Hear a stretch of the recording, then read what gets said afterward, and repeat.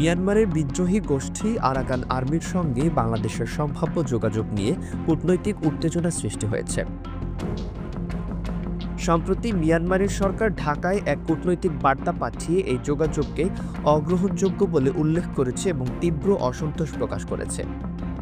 প্রতিবাদপত্রে জানানো হয়েছে, Arakan army একটি সশস্ত্র বিদ্রোহী গোষ্ঠী, যাকে তারা সন্ত্রাসী সংগঠন হিসেবে বিবেচনা করে। তাদের প্রশ্ন, কিভাবে একটি স্বাধীন ও সার্বভৌম রাষ্ট্র এমন একটি গোষ্ঠীর সঙ্গে সংলাপে যেতে পারে। মিয়ানমার সরকারের দাবি এটি আন্তর্জাতিক কূটনৈতিক রীতিনীতির পরিপন্থী। বাংলাদেশ সরকারের পক্ষ থেকে সরাসরি কোনো মন্তব্য না এলেও পররাষ্ট্র মন্ত্রণালয়ের একটি অভ্যন্তরীণ সূত্র জানিয়েছে, মিয়ানমারের পাঠানো চিঠির জবাব প্রস্তুত করা হচ্ছে এবং উপযুক্ত ভাষায় তাদের উদ্বেগের উত্তর দেওয়া হবে। বিষয়টি সামনে আসে চলতি বছরের ফেব্রুয়ারিতে, যখন ঢাকায় এক অনুষ্ঠানে বক্তব্য রাখতে গিয়ে জাতীয় নিরাপত্তা উপদেষ্টা খলিলুর রহমান বলেন, সীমান্তে যখন আরাকান আর্মির পতাকা উত্তোলিত হয়, তখনই এটি একটি নতুন বাস্তবতা হিসেবে বিবেচিত হয়। এই বাস্তবতার প্রেক্ষাপটে বাংলাদেশ কিছু নির্দিষ্ট পর্যায়ে আরাকান আর্মির সঙ্গে যোগাযোগ করেছে বলে তিনি উল্লেখ করেন। আরাকান আর্মিও বাংলাদেশকে তাদের গুরুত্বপূর্ণ বন্ধু হিসেবে আখ্যায়িত করেছে।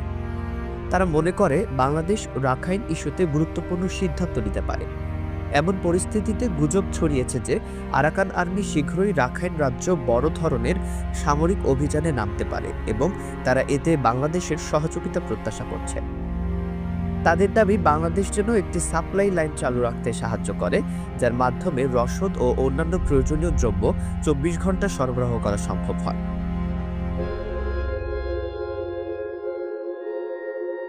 এর বিনিময়ে তারা প্রতিশ্রুতি দিয়েছে যে বাংলাদেশে আশ্রয় নেওয়া রোহিঙ্গাদের রাখাইনে প্রত্যাবর্ষণের পরিবেশ তৈরি করা হবে।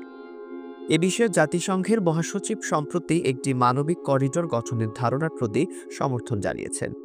গুঞ্জন আছে, কক্সবাজারের শিলখালীকে সম্ভাব্য করিডোর হিসেবে বিবেচনা করা হচ্ছে, যদিও এই এলাকা মূলত একটি সামরিক ফায়ারিং রেঞ্জ। এই ঘটনার পরিপ্রেক্ষিতে বাংলাদেশ কী পদক্ষেপ নেয় এবং প্রতিবেশী মিয়ানমারের সঙ্গে কূটনৈতিক সম্পর্ক কোন দিকে গড়ায়, তা এখন সময়ের অপেক্ষা।